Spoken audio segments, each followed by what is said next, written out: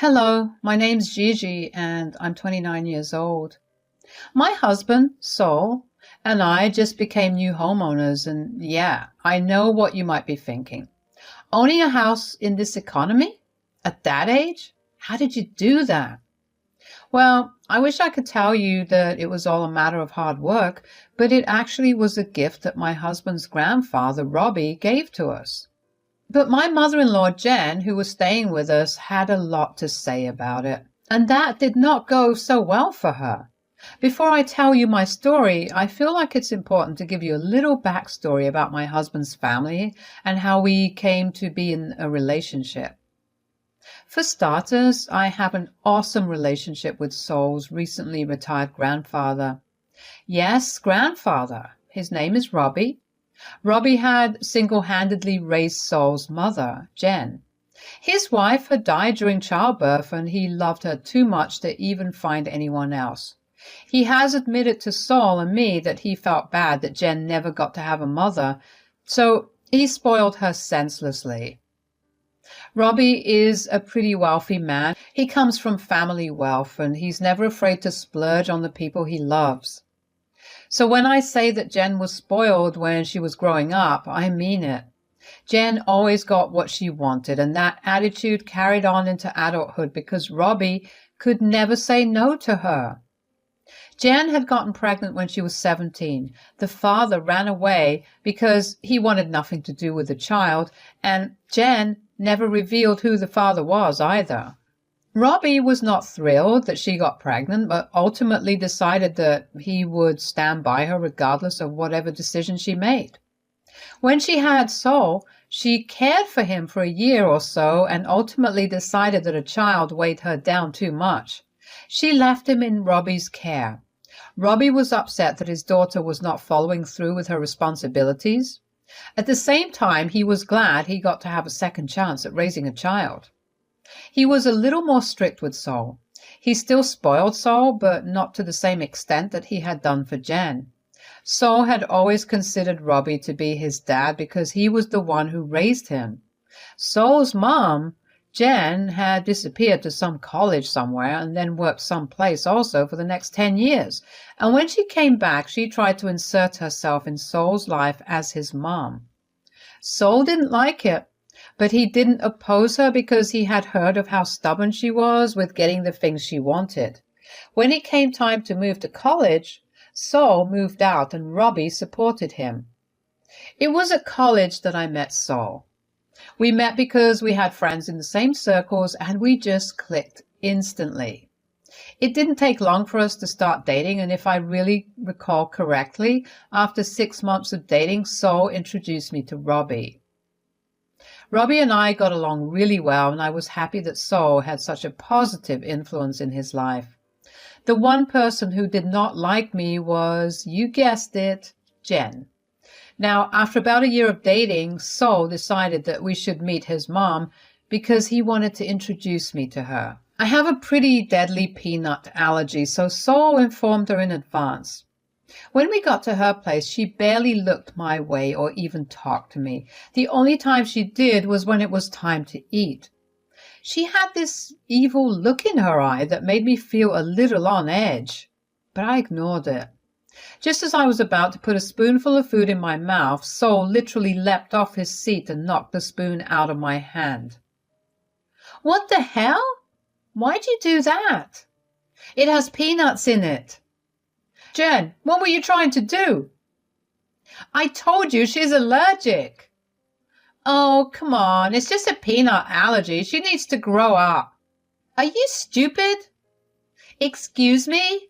That's no way to talk to your mother. Apologize now. Why the hell should I? You almost killed Gigi. There's no need to make such a big deal about this. It's a tiny allergy, right, Gigi? Actually, no. I almost did die on multiple occasions just from cross-contamination. Ugh, what a child. Dad, tell Saul to apologize to me for disrespectfully talking to me. Absolutely not. Saul asked you not to do one thing, and that's exactly what you did. To top it off, you're still ignoring the fact that you could have killed the girl. Why did you do that? You want to know? Fine. I don't like her. But you don't even know her. Yeah, but she's taking my son away from me, and I don't like that. So, why don't you and Gigi head out? Here's some cash. Go get yourself some good non-deathly lunch. I'll speak to Jen. I was shaken up. Never in my life had anyone wanted to outright kill me. And to hear Jen say that she didn't like me just like that? Wow, that hurt. Sol was furious at Jen, and once he cooled down, he apologized to me over and over again. Of course, I didn't need him to apologize to me because he did nothing wrong.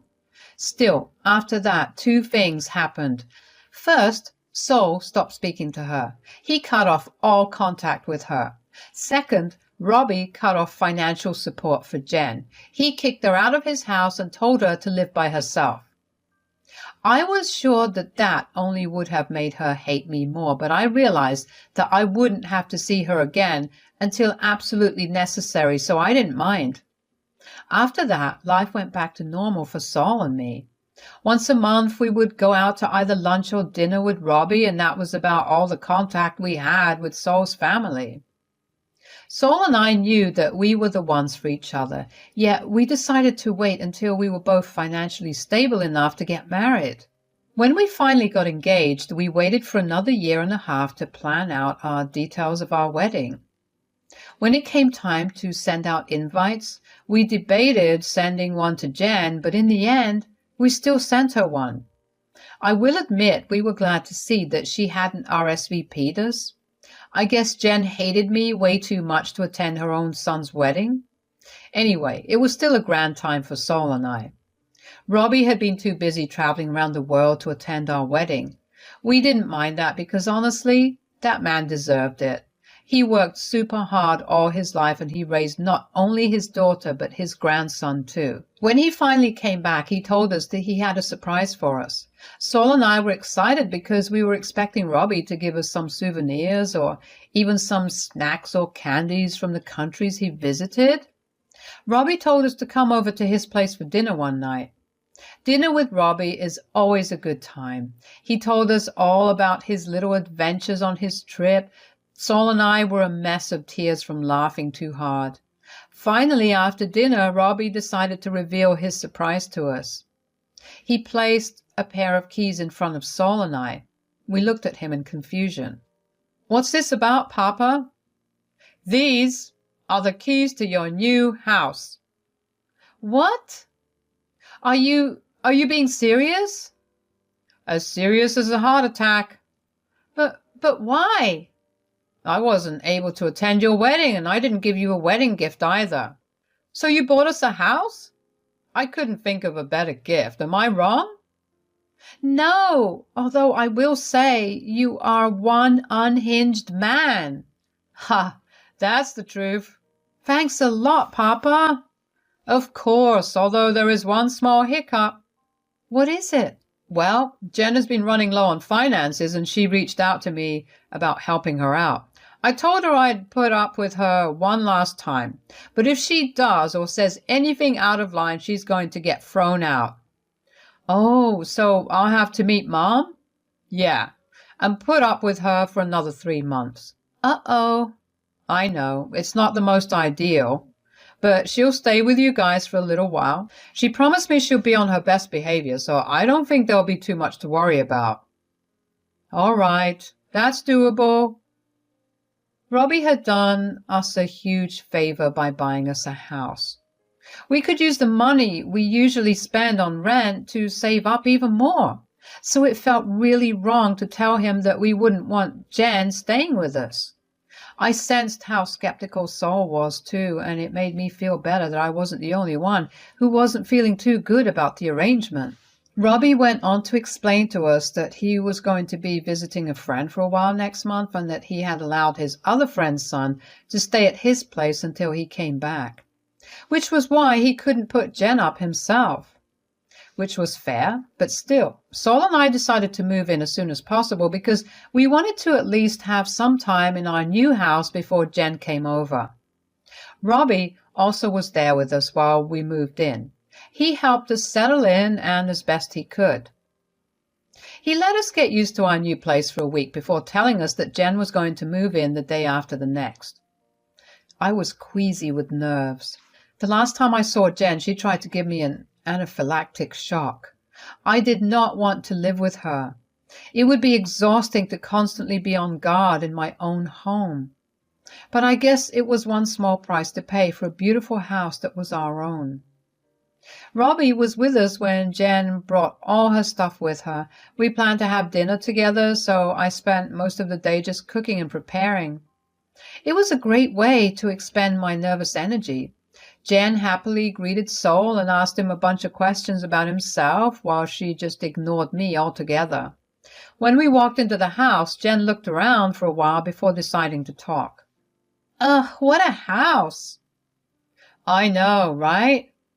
Which one of you earns more money? Gigi. Why does that matter? First of all, that's embarrassing. You need to earn more than her. Secondly, this is an ugly house. Excuse me? Mom, that's unnecessary. I can see that you guys really struggled to buy this place. It really is the ugliest place I've stepped foot in. That's really rude to say, especially when you'll be living here because we let you. I know, it's a shame that this is where I have to live until I move. You're being very hypocritical. At least we were able to afford a house. You can't even afford to rent a place. You only talk back this way to me because of your wife. If it wasn't for her, you'd have been worshipping the ground I walked on. There's something seriously wrong with you. Okay, that's enough. Let's just get on with dinner. Robbie must not have told Jen that he was the one who bought the house for us. When Jen called the house ugly, I saw Robbie's expression harden, and then she went on to say a lot more stuff, and Robbie looked like he was ready to throw her out. I have to admit that Jen calling our new house ugly hurt. The funniest part was that Sol was the one who was in charge of the interior decorating, and he did a fantastic job at it. If she had known that, I doubt she would have said any of the things that she said. And to hear her insult me again was no fun either. It was kind of sad that I was prepared for it, though. She constantly mocked me and insulted me because she always thought that I had taken her son away from her. But I guess she just never realized that her son was avoiding her for the longest time. He just started speaking up because her actions and words began to affect me. Dinner was awkward. Sol and Robbie seemed majorly ticked off from the previous interaction with Jen, and Jen did not seem to pick up on the vibes because she went on to keep trash-talking the house. At some point, though, it just got so funny to me. The fact that she didn't know anything, and here she was openly slamming her father and her son. After dinner, Jen told us that she was jet-lagged, which is very funny because she literally flew over from one state over where there's no difference in time zone, and retreated to her room. At that point, Robbie, Sol, and I made our way over to the den where we discussed what had just happened. Well, that was terrible. I swear, if she wasn't my mother, I would have had some very choice words to say. Did you not tell her that you bought this house for us, Robbie? I didn't see why I had to, but I guess that worked in my favor because I got to see if she was going to be any different, which she won't. It's going to be rough living with her. But it'll be okay. It's only another 3 months. She'll be out of our hair before you know it. Hell no, I'm not letting you guys live with a monster like that. The only reason I made this arrangement was because she begged me for a whole month to help her out and promised me over and over again that she had changed. I see no change in her, and I don't want to help her out anymore. Oh, wow. So are you just going to kick her out? Yeah, I don't think it would be that easy. Remember the tantrum she threw when you cut her off financially before? She will not leave this house that easily. I think that issue can be solved pretty easily. We'll just change all the locks in the house so she won't be able to get back in. But she doesn't have her set of keys yet? I've got them right here. Just give them to her tomorrow morning before you guys head to work. I know she'll want to go out and meet some friends. When she gets back, she'll be stuck outside till you come back. That should teach her a lesson." It was nice to have Robbie side with us. If there was one thing that Robbie absolutely hated, it was being ungrateful. That was literally Jen's entire personality. Robbie had tried his hardest to discipline that out of her, but she just never seemed to learn. The next day, I took a day off so I could be there to watch over the locks getting changed. I pretended that I was going out to work in the morning and handed Jen her set of keys. She smirked at me and asked me if I was happy that she would be staying with me. I told her that she was family, so I was more than happy to be able to help her out. She then told me that she was going to make my life hell, and that if I had the audacity to complain to her father about her behavior, she would get in the way of my marriage. I was so close to telling her about the plan because Jen really knew how to get on people's nerves, but I kept my mouth shut and just let Jen say what she wanted to. In the end, I knew that I would be the one who won. I left the house that morning and just drove around for a while. I kept checking and reviewing our security footage to see if Jen left, and about 2 hours after I left the house, she stepped out. I wasn't sure about how long she'd be out, so I contacted the number Robbie had given me and asked the person to get to my place as quickly as possible. I raced home too. By the time I got back home, the person who was going to change the locks was also there. While he busied himself with the locks, I got to packing Jen's stuff. She spent the entire night unpacking her things, but it still took a fairly short amount of time to repack everything. I set her bags outside the main door and along with them attached a copy of the house deed which outlined in it the owner of the house and the buyer of the house. While Saul and I were listed as owners, Robbie was listed as the buyer. Once the man was done changing the locks, he handed me the new keys and left. I quickly got out of the house and drove to a nearby cafe where I kept a keen eye on the security footage. I couldn't wait to see Jen's reaction to everything. It took about another 2 hours for Jen to return. She saw her bags out front and looked around in confusion. She tried to open the door, but that didn't work. She began to get frustrated as she kept trying to unlock the door. When her frustration reached its peak, she began kicking the door. I didn't know what she thought she would accomplish, but it sure was funny as hell to watch her struggle. Eventually, she gave up and sat on the bench outside the door. She looked at her bags and finally saw the note attached to it. The security footage was grainy, but I swear I could see her eyes widen as she understood what the paper said. She looked around as if to see if someone might come out and talk to her, but there was no one. She went and sat back down on the bench and put her head in her hands. She looked like a woman that had lost it all. She picked up her phone and called Robbie, but he never picked up her calls again. She tried Saul, and finally she tried me. I debated picking up the call, but eventually my curiosity got the better of me and I picked it up.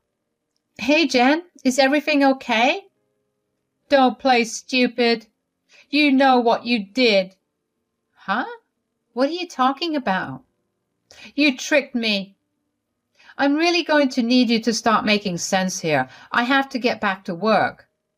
"You knew that my father bought the house. Yet you never told me about it. You just watched as I said what I said while my father was right there." "Why did you even have to say those things? Even if you thought that I bought the house, shouldn't you have been grateful that I was opening my house to you?" "Shut up. My son would have made sure that I stayed with you." "I don't know what kind of warped perception you have about Saul, but I can assure you he was even less thrilled about you staying with us than me. If anything, he was the one who was ready to throw you out first." "I don't care about that. I'm homeless now, and you have to fix it." "Robbie did his best to provide for you. You bit the hand that fed you, and now you have to face the consequences. I will make sure you regret doing this to me." "If you keep that attitude up, you're not going to get anywhere. Goodbye." It felt so good to finally be able to tell Jen what was on my mind. The woman had it coming for her. She wouldn't have to be a part of our lives anymore, and I was beyond happy about that. Thankfully, Jen left our house without much of a fuss. When Robbie and Saul came over later on in the evening, I replayed the footage back to them and told them about my call with Jen. We shared a hearty laugh together, although Robbie did tell us that he was really disappointed in the way that Jen turned out. I did feel Robbie's pain. I mean, I wouldn't know how to react if my child turned out anything like Jen. But I was also happy that Robbie had set his foot down on Jen. There was only one way to teach spoiled brats a lesson, and that was to take away their privileges. It will be a tough road for Jen, but hopefully she'll learn her lesson, and in time, Saul and I could actually have a decent relationship with her. It's been about 6 months since all of this has happened, and Saul and I are living very happily in our new house. We've been saving up a lot of money, and we're planning on starting a family soon. Robbie is having the time of his life traveling to various places, and we're happy that he's managed to occupy his time well. Although whenever he is in town, he makes sure to stay with us, and like always, those times are amazing. If there's one thing I've learned throughout all of this, it was to learn from Robbie's mistakes. I don't want a child like Jen, and I will make sure that my child is raised to be a decent human being. Thanks for listening.